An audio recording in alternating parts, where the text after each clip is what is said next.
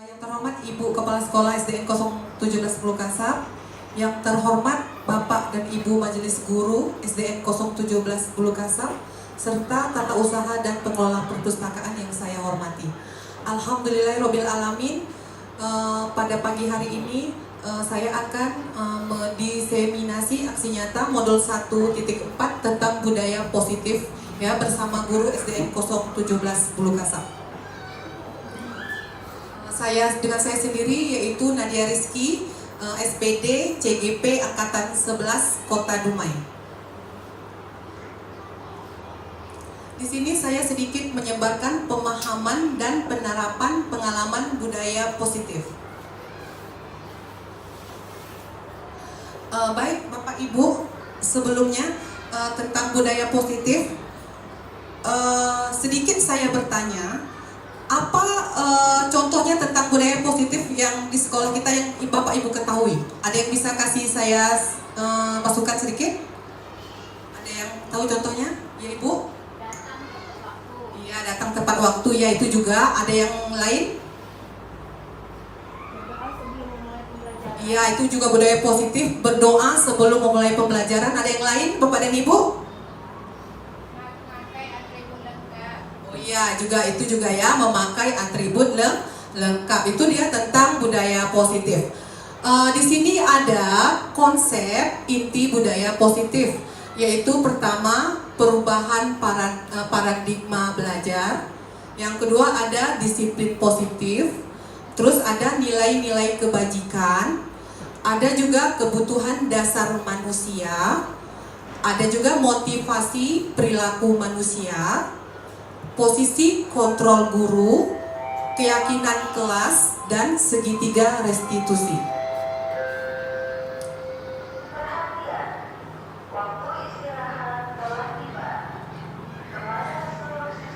Jadi di sini ya, pembelajaran dengan paradigma baru merupakan pembelajaran yang dirancang berdasarkan prinsip pembelajaran berdiferensiasi. Jadi Bapak dan Ibu, di sekolah kita tentu sudah melaksanakan pembelajaran yang berdiferensiasi. Sebenarnya pembelajaran itu sudah kita lakukan sejak dulu ya Ibu ya. Jadi kita itu memenuhi kebutuhan apa yang dibutuhkan murid sebenarnya ya. Jadi sebagai guru itu kita sesuai dengan filosofi KHD, kita menuntun ya, bukan menuntut kepada anak, tapi menuntun. Jadi di sini sehingga peserta didik belajar dia sesuai dengan kebutuhannya berdasarkan tahap perkembangan sesuai dengan teori psikologi modern untuk mewujudkan profil pelajar Pancasila. Seperti yang kita ketahui ada berapa dimensi profil pelajar Pancasila Bapak dan Ibu, ada berapa? Ada 6 ya. Ya bagus sekali. Yang pertama itu ada beriman kepada Tuhan yang Maha Esa. Jadi gini, diharapkan setiap sekolah itu sudah anak-anaknya, siswa kita sudah menerapkan 6 dimensi profil pelajar Pancasila. Jadi yang pertama itu beriman kepada Tuhan yang Maha Esa. Ya, jadi anak-anak itu diharapkan sudah dapat dia beriman kepada Tuhan yang Maha Esa dan berakhlak mulia. Selanjutnya ada berkebinekaan global ya. Berkebinekaan global di sini anak-anak itu sudah bisa maksudnya tidak hanya apa. Jadi dia udah bisa berkebinekaan global. Ada juga bergotong royong. Bergotong royong bukan hanya maksudnya bergotong royong membersihkan halaman, tidak. Nanti anak-anak itu juga bisa dia bekerja sama, terus juga dia berkolaborasi ya. Selanjutnya ada kreatif, bernalar kritis serta mandiri. Di sini selanjutnya ada tentang miskonsepsi tentang teori kontrol. Jadi di sini ada ilusi guru mengontrol murid. Ya, padahal sebenarnya yang bisa mengontrol diri anak sendiri itu hanya dia sendiri. Ya, kalau misalnya gini, nanti anak-anak itu kalau dia melakukan kesalahan, kalau tidak ada motivasi dari dirinya sendiri, ya intrinsik dari dirinya sendiri, pastikan nanti kalau nggak diawasi oleh guru, dia pastikan melakukan kesalahan lagi. Tapi apabila dia sudah ada kesadaran diri, motivasi diri, nanti dia tidak akan melakukan kesalahan atau mengulangi kesalahan yang sama.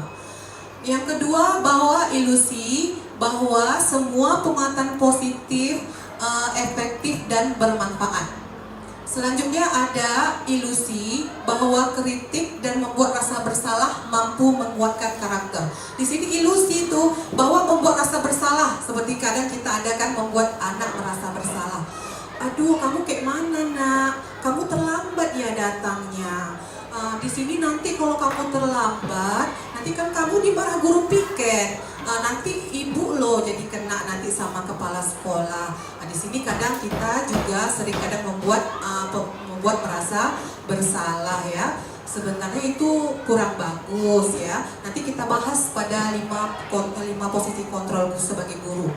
Selanjutnya ada ilusi bahwa orang dewasa berhak memaksa. Padahal sebenarnya kan kita tidak berhak memaksa anak, ya Ibu. Jadi kita tuh nggak berhak sebenarnya memaksa anak, tapi di sini ada ilusi bahwa orang dewasa itu berhak memaksa anak. Sebenarnya kayak anak itu kalau dia ada dalam dirinya karakteristiknya, motivasi dia untuk berbuat baik, apabila tidak ada diawasi guru tetap dia akan berbuat baik. Tapi kalau dia dalam paksaan, itu ada guru tuh, terpaksa aku ini cepat datangnya, nanti aku kena marah lagi. Itu misalnya kayak gitu ya Bu ya. Jadi bahwa ilusi bahwa orang dewasa itu berhak memaksa itu tidak benar. Oke, selanjutnya Ibu. Di sini ada mengubah paradigma stimulus respon ke pendekatan teori kontrol. Di sini stimulus responnya, realitasnya, kebutuhan kita sama. Teori kontrolnya, realitas kebutuhan itu kita berbeda. Padahal sebenarnya kebutuhan kita tuh kan gak sama. Kalau menurut teori respon, kebutuhan kita tuh sama. Tapi sebenarnya kalau menurut teori kontrol, kebutuhan kita itu berbeda-beda. Betul kan Ibu, Bapak dan Ibu? Kebutuhan kita kan berbeda-beda ya. Masih semangat Bapak dan Ibu? Masih. Kalau saya bilang guru SDN 017 jawabnya luar biasa ya. Guru SDN 017? Luar biasa. Bagus, terima kasih. Selanjutnya ada semua orang melihat hal yang sama, itu pada stimulus respon. Padahal di teori kontrolnya setiap orang memiliki gambaran yang berbeda. Jadi bahwa kalau teori respon tuh dia melihat semua tuh hal tuh sama. Tapi sebenarnya kalau sesuai dengan teori kontrol, setiap orang itu memiliki gambaran yang berbeda. Benar gak Ibu? Kita semua memiliki gambaran yang berbeda, tidak sama. Selanjutnya yang ketiga, kita mencoba mengubah orang agar berpandangan sama dengan kita. Padahal sebenarnya teori kontrolnya kita berusaha memahami pandangan orang lain tentang dunia. Sebenarnya kita yang harus memahami pandangan orang tentang dunia. Nggak bisa kita mencoba mengubah orang agar berpandangan sama kita. Ya kan Ibu, Bapak Ibu? Ya kan nggak bisa kita mengubah orang tuh ya harus gini pandangan sesuai sama kita, tidak. Tapi sesuai dengan teori kontrolnya kita berusaha memahami pandangan orang lain tentang dunia. Yang keempat ada perilaku buruk dilihat sebagai suatu kesalahan. Itu ada di dalam stimulus respon. Kalau menurut teori kontrolnya, semua perilaku memiliki tujuan. Sama seperti anak misalnya, gak boleh kita marah. Ngapa kamu pukul dia tadi nak? Misalnya gitu. Tentu tanya dengan dia, kenapa sayang? Kenapa? Ada apa masalahnya? Setiap itu pasti ada tujuan. Berikutnya yang ke-5. Ada orang lain bisa mengontrol saya. Itu menurut stimulus respon. Sebenarnya di teori kontrol hanya Anda sendiri yang mengontrol, yang bisa mengontrol diri Anda sendiri. Bukankah begitu Pak Mukdas? Apakah Bapak bisa mengontrol orang lain? Enggak. Jadi ya kita ya hanya Anda sendiri yang bisa mengontrol diri kita. Hanya diri kita sendiri yang bisa mengontrol diri kita. Berikutnya ada saya bisa mengontrol orang lain, itu di stimulus respon. Kalau di teori kontrolnya Anda tidak bisa mengontrol orang lain. Nah, ini dia kayak tadi ya, tidak bisa kita mengontrol orang lain. Selanjutnya ada Pemaksaan ada pada saat bujukannya gagal. Itu menurut stimulus respon. Sedangkan di teori kontrolnya, kolaborasi dan konsensus menciptakan pilihan-pilihan yang baru. Jadi saat kita berkolaborasi ya bersama rekan sejawat ataupun bersama wali murid ataupun bersama siswa ya, itu nanti menciptakan pilihan-pilihan yang baru. Selanjutnya ada model berpikir atau menang atau kalah, itu menurut stimulus respon. Kalau menurut teori kontrolnya, model berpikir itu selalu menang. Bagaimana cara bisa coba usaha lagi? Bagaimana supaya bisa menang, bukan menang atau kalah. Jadi dituntut untuk model berpikir kita tuh menurut teori kontrol tuh kayak menang. Nah, gitu. Selanjutnya Ibu. Di sini ada tentang disiplin positif. Ya, disiplin positif ini berasal dari kata disiplin yang artinya belajar ya. Disiplin itu mengacu pada disiplin diri yang memiliki tanggung jawab terhadap apa yang dilakukannya berdasarkan nilai-nilai yang diyakini. Disiplin positif merupakan salah satu cara penerapan disiplin yang bertujuan untuk menumbuhkan kesadaran serta memberdayakan peserta didik tanpa imbalan, ya, penghargaan, reward, ancaman atau hukuman. Ini disiplin positif. Sebagai pendidik, tujuan kita adalah menciptakan peserta didik yang memiliki disiplin diri sehingga mereka berperilaku mengacu kepada nilai-nilai kebajikan universal dan memiliki motivasi intrinsik dalam perubahan perilaku ke arah yang lebih baik. Jadi anak-anak ini kita usahakan untuk memiliki sifat disiplin positif. Berikutnya di sini ada nilai-nilai kebajikan ya.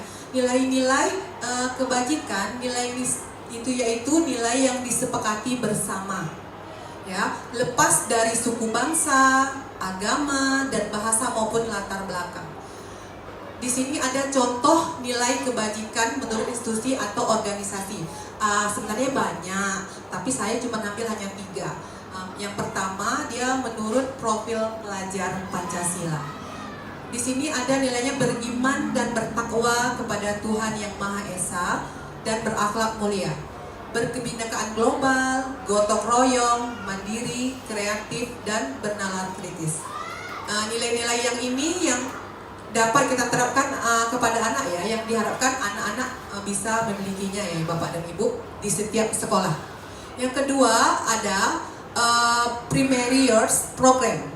Di sini ada nilainya toleransi, rasa hormat, integritas, mandiri, menghargai, antusias, empati, keingintahuan, kreativitas, kerjasama, percaya diri, dan komitmen. Yang ketiga ada keterampilan hidup atau life skill. Di sini dapat dipercaya lurus hati, pendengar yang aktif, tidak merendahkan orang lain, dan memberikan yang terbaik dari diri. Jadi kita tuh selalu misalnya tidak boleh merendahkan orang lain.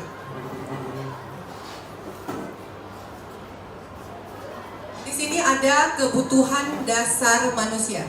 Kebutuhan mendasar manusia itu apa? Kebutuhan dasar manusia adalah segala sesuatu yang kita lakukan untuk mendapat apa yang kita inginkan.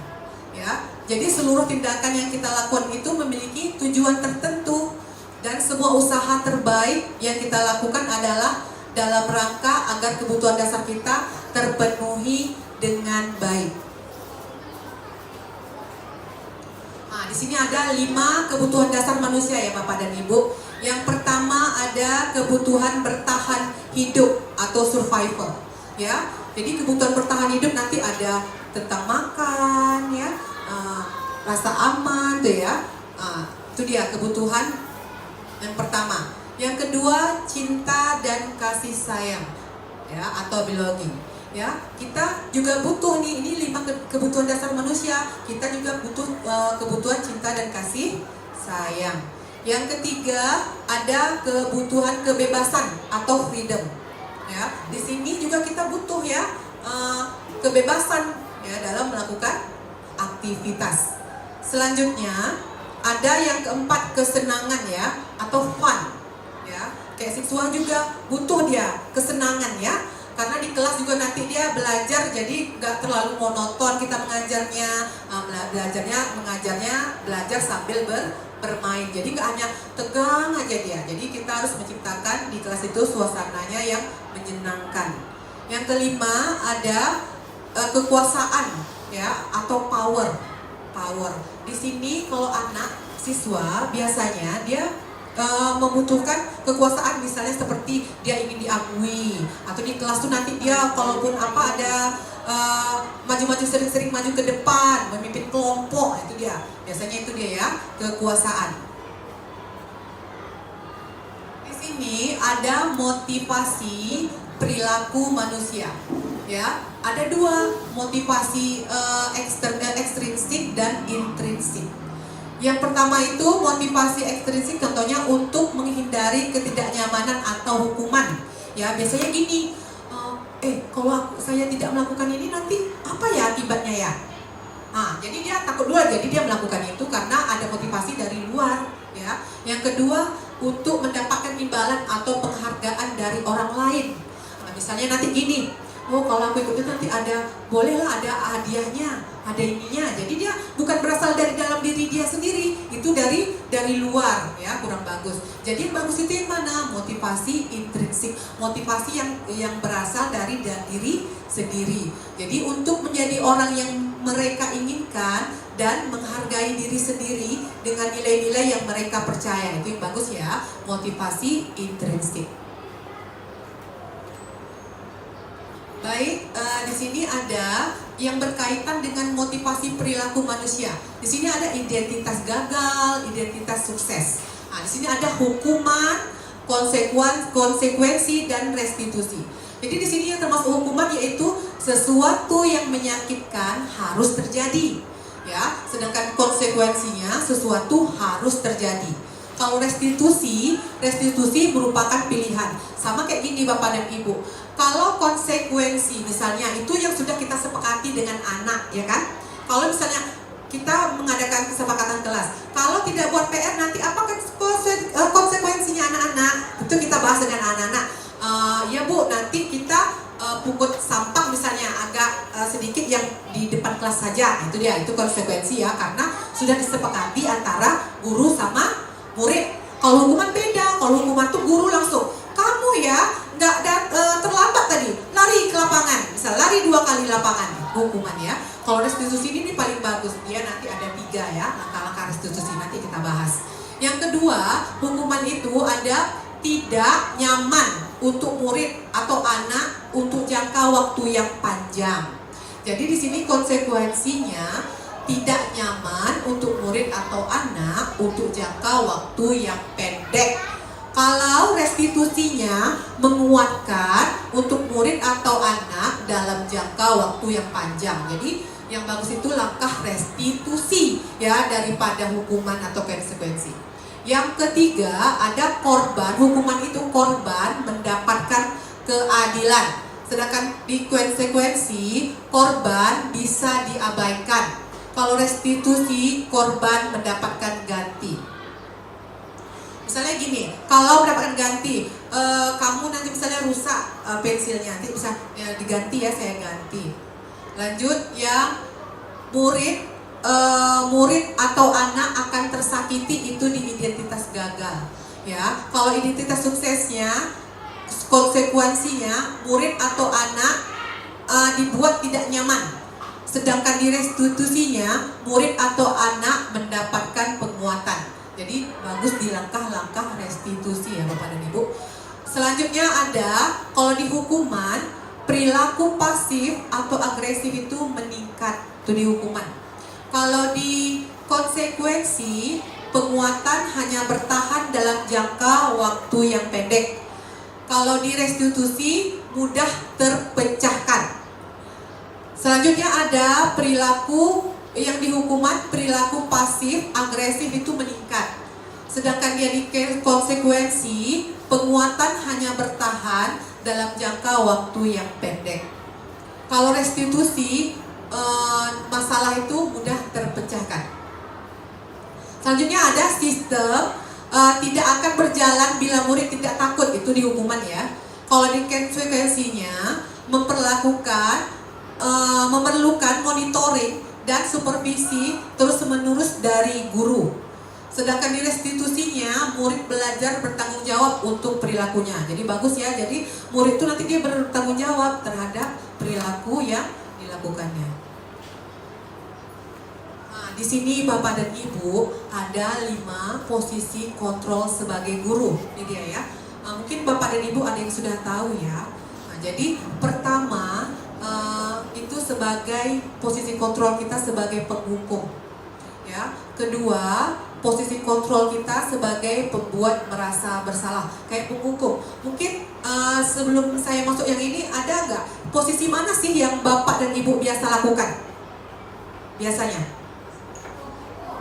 penghukum. Ya, contohnya bisa dijelaskan Bu Yendra?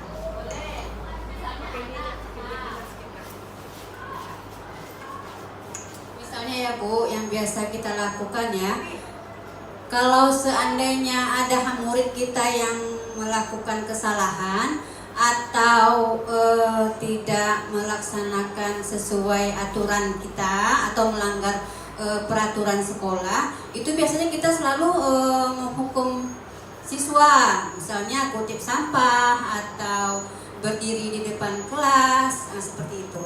Ya, bagus sekali. Terima kasih Bu Yendra. Ada yang lain yang bisa masuk pendapatnya? Ada yang lain? Pendapat dengan Bu Yendra ada Bu. Oke, gimana masih semangat Ibu Guru 017 Bekasap? Semangat. Guru SD 017 Kasap? Luar biasa, terima kasih, alhamdulillah masih semangat. Ya, jadi ya pertama ada penghukum, kedua pembuat merasa bersalah, ketiga sebagai teman, keempat sebagai pemantau, kelima sebagai manajer. Ya, nanti dalam 5 posisi kontrol ini yang paling baik untuk kita sebagai guru yaitu sebagai manajer. Jadi ada juga yang pembuat seperti penghukum yang Ibu Yendra jelaskan tadi. Ada juga pembuat merasa bersalah. Nanti kayak gini misalnya kan, nah tolonglah ya, besok jangan terlambat lagi. Nanti kasihanlah Ibu dimarah sama Bapak Kepala Sekolah. Mau kamu Bapak Ibu kena marah sama Ibu Kepala Sekolah, nak? Jadi kita membuat dia merasa bersalah. Sebenarnya itu tidak bagus ya. Itu menciptakan identitas gagal sebenarnya pada anak. Itu gak bagus posisi itu kita sebagai guru. Nanti kita bahas. Jadi yang bagus tuh sebagai manajer. Ada juga sebagai teman. Sebagai teman tuh nanti kita dengan dia berteman, Bapak dan Ibu. Ngapa tadi sayang? Ini Bu, kami ada masalah gini. Iya gak apa-apa Ibu gini. Nanti Ibu kasih cara-cara yang baiknya kayak gini ya sayang ya. Jadi kita dengan dia tuh berteman. Kita tuh sebagai guru, tapi posisi kita sebagai teman. Yang paling keempat ada pemantau, kelima ada manajer. Nanti kita bisa lihat ke video nanti yang dijelasnya. Oke, tolong disimak ya Ibu, Bapak dan Ibu, ini posisi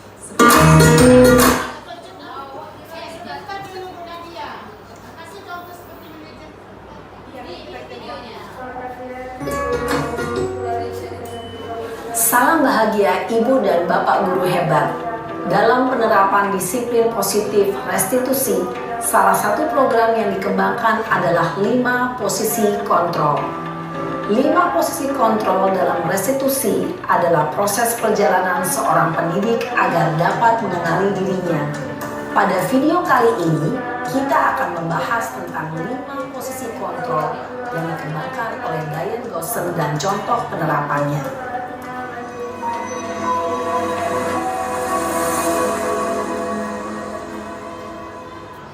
5 posisi kontrol itu adalah 1. Posisi penghukum, 2. Posisi pembuat merasa bersalah, 3. Posisi teman, 4. Posisi pemantau atau monitor, dan 5. Posisi manajer. Untuk lebih memahami kelima posisi tersebut, mari kita saksikan kasus Naren yang terlambat hadir 20 menit di sekolah dan melihat bagaimana kelima posisi kontrol dalam menghadapi masalah tersebut.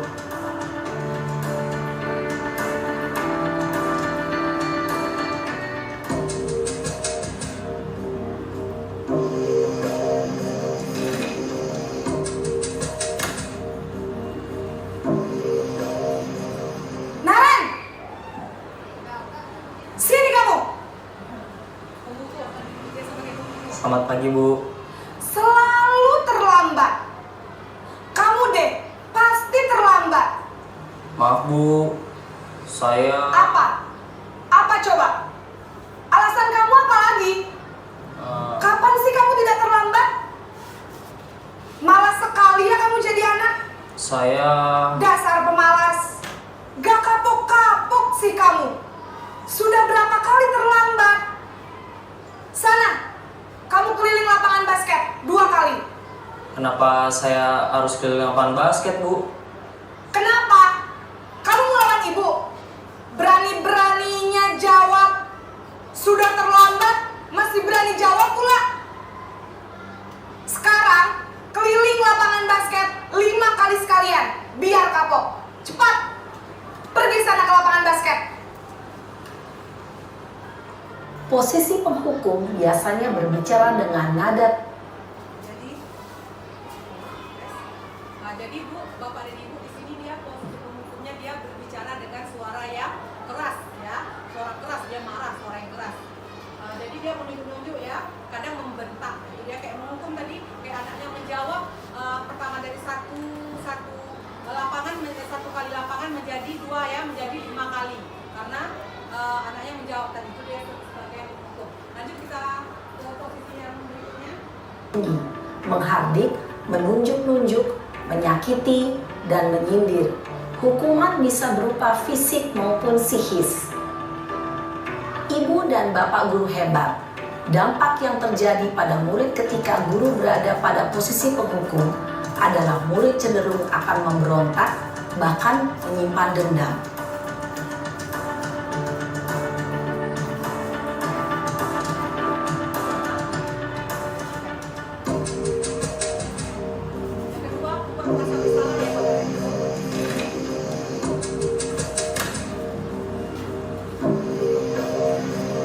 Naren!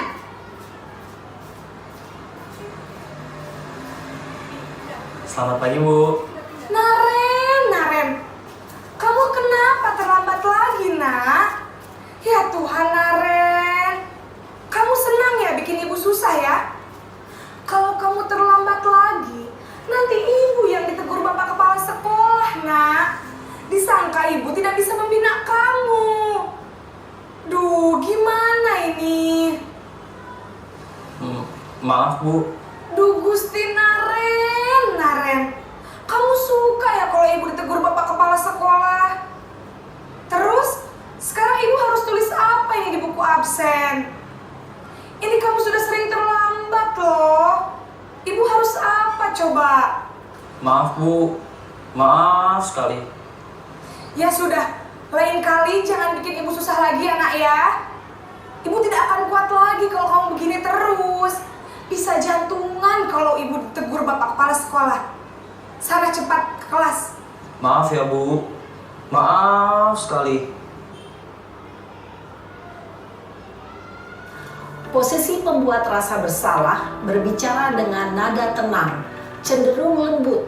Namun kata-kata yang diutarakan membuat murid merasa menjadi orang yang gagal, memandang buruk dirinya sendiri, merasa tidak berharga, dan tidak sanggup membahagiakan orang lain.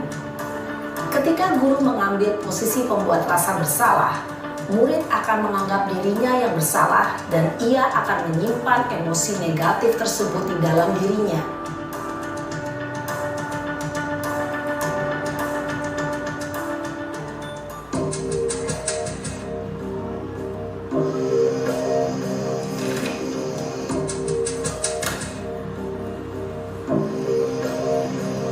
Naren!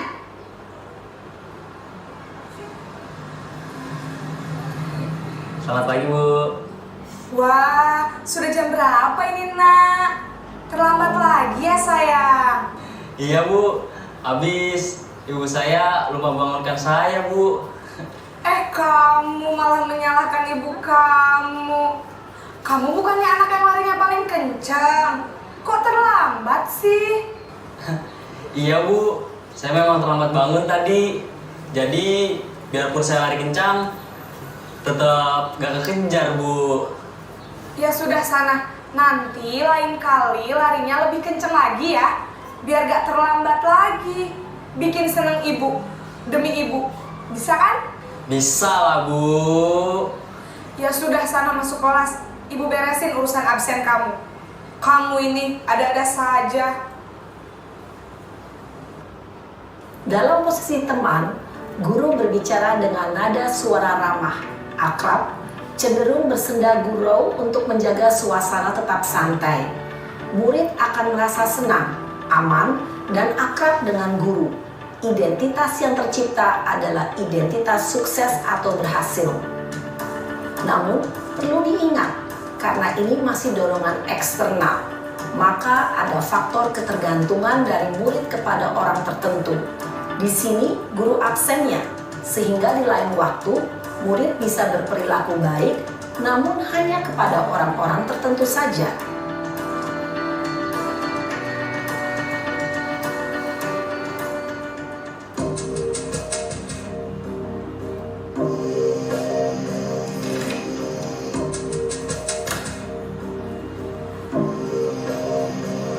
Naren!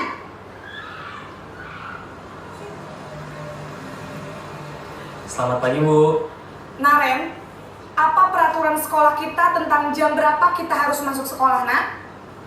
Kita harus di sekolah jam 7, Bu. Iya betul, sekarang sudah jam 7.20. Naren sudah tahu konsekuensinya jika terlambat hadir. Paham, Bu. Saya harus tinggal kelas pas jam istirahat selama 20 menit. Iya benar, konsekuensinya demikian. Jadi nanti jam 9.30 pas istirahat, kamu harus tinggal di kelas, kerjakan tugas tambahan untuk ketertinggalan kamu, ya?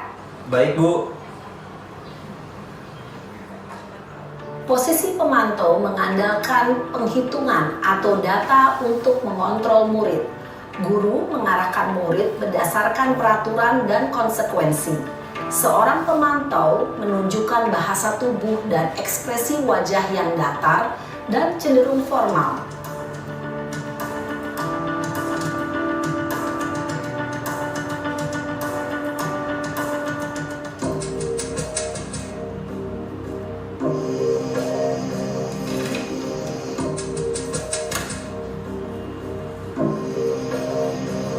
Naren!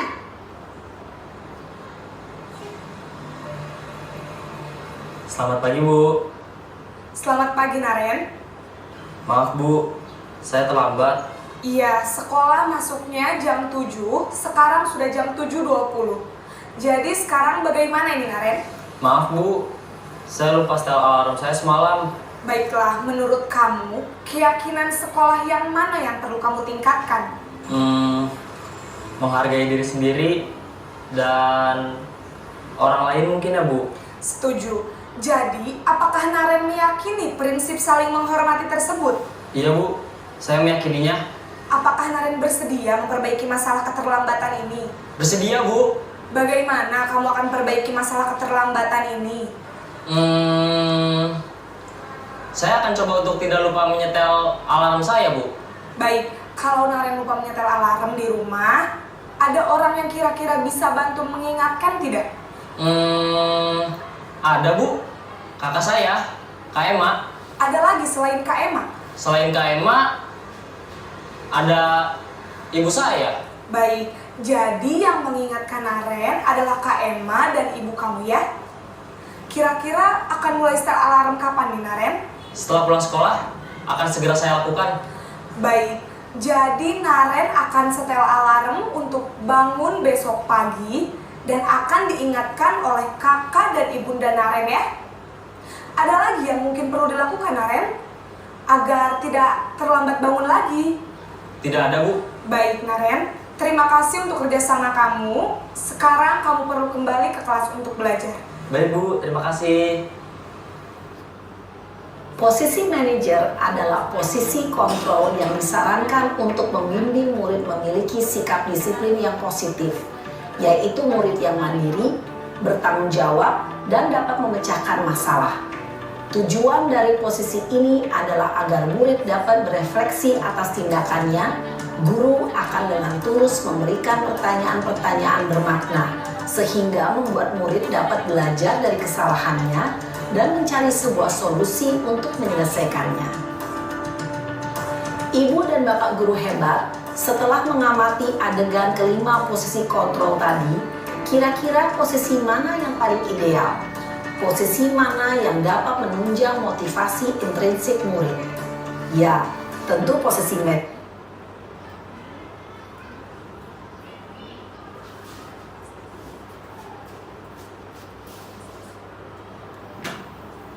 Tes, oke.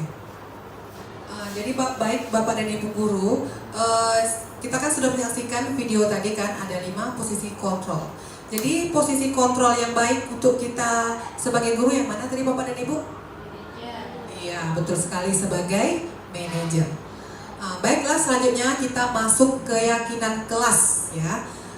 Tentu kemarin Bapak dan Ibu sudah melakukan ya apa kesepakatan kelas di kelas dengan anak-anak kemarin ya, pada saat masuk awal semester ya, awal pembelajaran ya, semester ya. Jadi mengapa keyakinan kelas bukan peraturan kelas? Ada yang bisa bantu? Bu Yendra?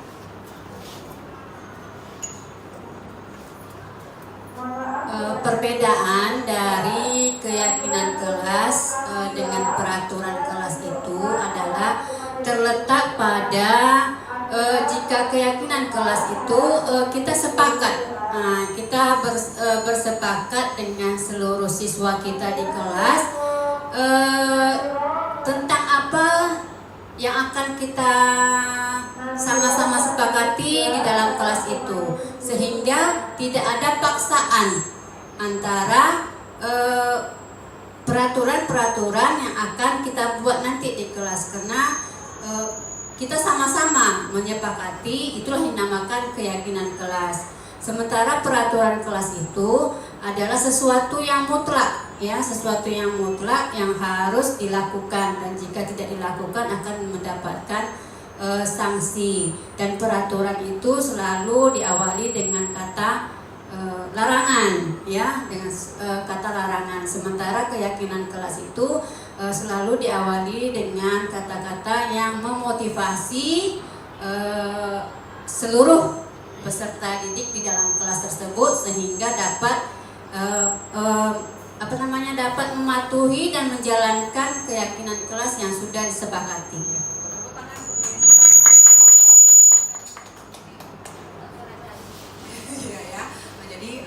Benar sekali yang disampaikan Bu Yendra tadi ya Ibu ya. Kalau keyakinan kelas itu yang hal-hal yang kita sepakati bersama anak, nah itu dia ya. Nanti anak-anak melakukannya sesuai dengan yang kita sepakati. Kalau peraturan itu tuh mutlak guru yang membuatnya, nggak ada melibatkan anak sama sekali. Nah selanjutnya Ibu. Jadi di sini keyakinan kelas adalah kesepakatan yang dibuat bersama antara guru dan siswa untuk menciptakan lingkungan belajar yang positif dan produktif di dalam kelas. Peraturan kelas di sisi lain biasanya dibuat oleh guru tanpa melibatkan siswa.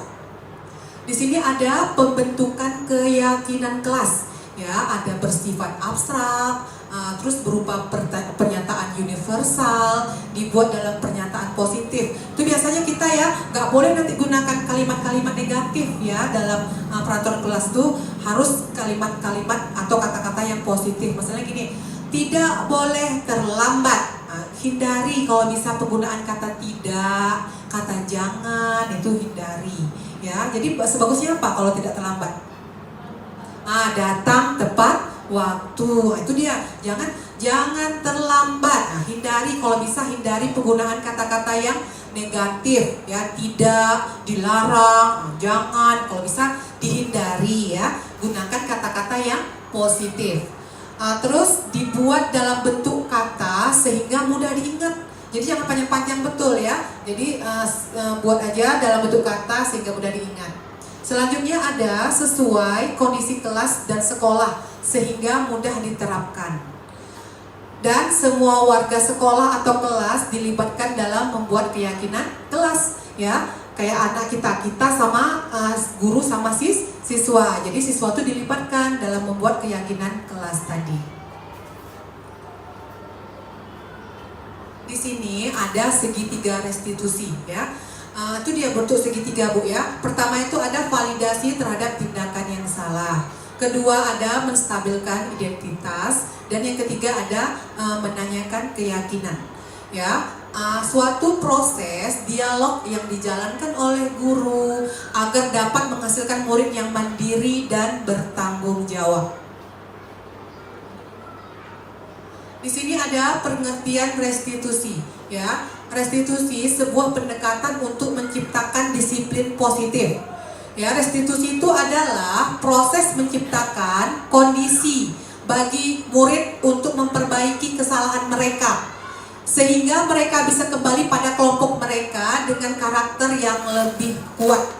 Ya, yang selanjutnya restitusi juga adalah proses kolaboratif yang mengajarkan murid untuk mencari solusi untuk masalah dan membantu murid berpikir tentang orang seperti apa yang mereka inginkan dan bagaimana mereka harus memperlakukan orang lain.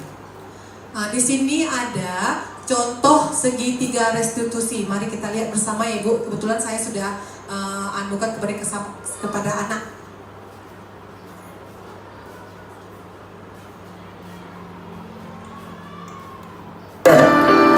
Salam dan bahagia.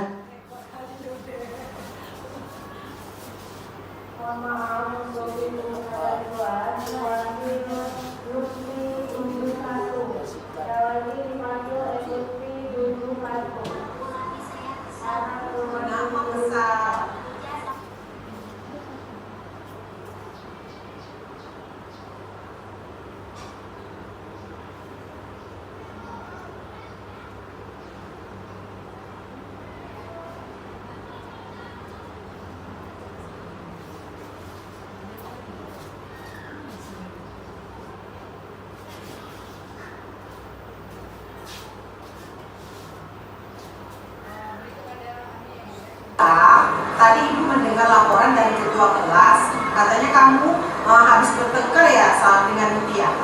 Iya Bu, tapi saya kesal Bu. Kenapa kesal? Mutia selalu mencontek hasil keputusan saya, bukan hanya PS. Tugas sekolah juga selalu dicontek. Oh, begitu.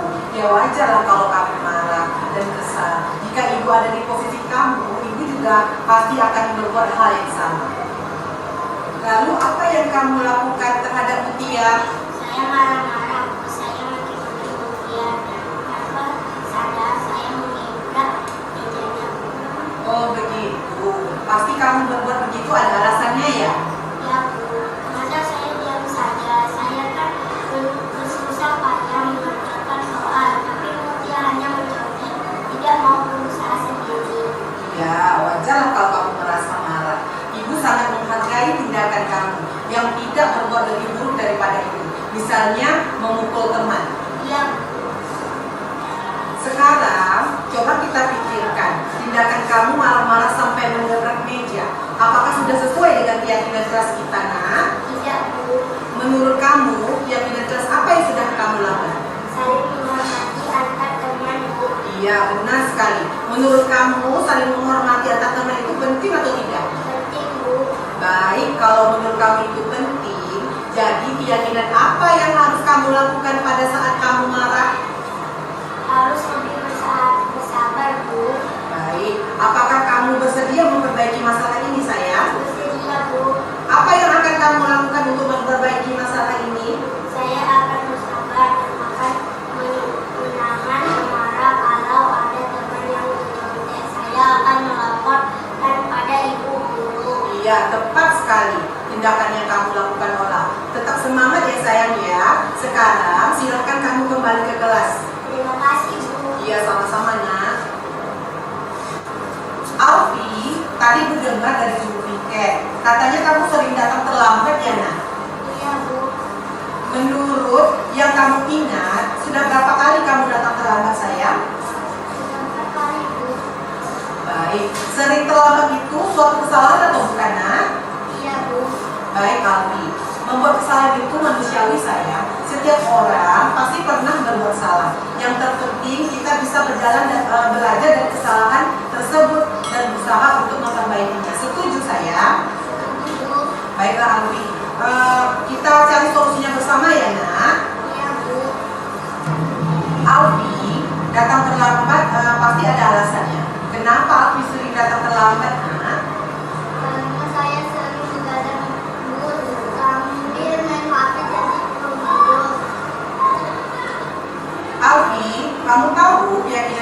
telah kita buat sayang? Tahu, Bu. Kalau terlambat datang ke sekolah sesuai dengan keyakinan kelas kita apa tidak sayang? Tidak, Bu. Menurut kamu keyakinan kelas apa yang sudah kamu langgar nak? Baik, menurut kamu disiplin itu penting atau tidak? Penting, Bu, karena dengan disiplin bisa membuat saya datang tepat waktu dan bisa menghargai waktu. Betul sekali. Menghargai waktu itu penting dan sangat bermanfaat untuk kita. Seperti kita dapat menghargai orang-orang di sekitar kita, pekerjaan tidak menumpuk, dan kita juga dapat melatih rasa kepedulian. Iya, Bu, saya sudah membiasa kalian sering melamar anak saya, Bu. Iya, Alfi. Sikap yang sangat baik sudah kamu lakukan dengan cara meminta maaf. Menurut kamu, apa yang akan kamu lakukan agar kamu tidak datang terlambat lagi ke sekolah sayang? Saya akan tidur lebih cepat dan tidak berlama lagi agar tidak terlambat ke sekolah. Bagus sekali.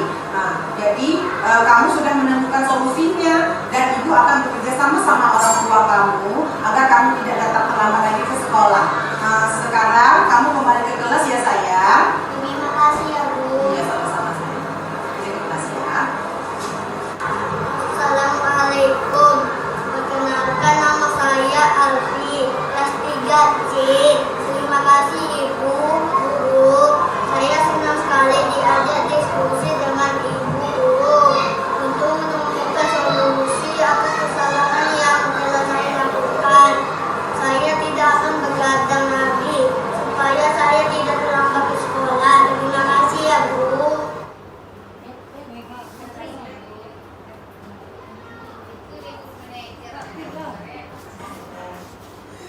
Tes, oke.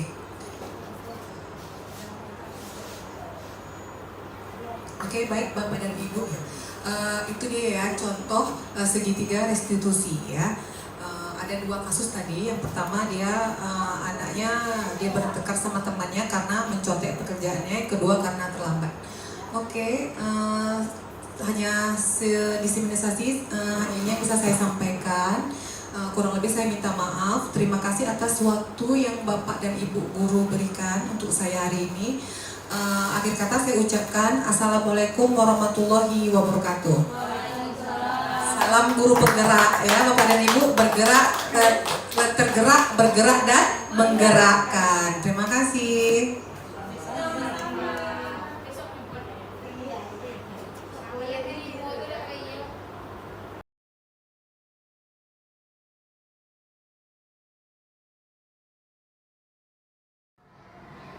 Assalamualaikum warahmatullahi wabarakatuh anak-anak Ibu. Waalaikumsalam warahmatullahi wabarakatuh. Apa kabar semuanya sayang? Baik. Alhamdulillah semua dalam keadaan baik dan sehat.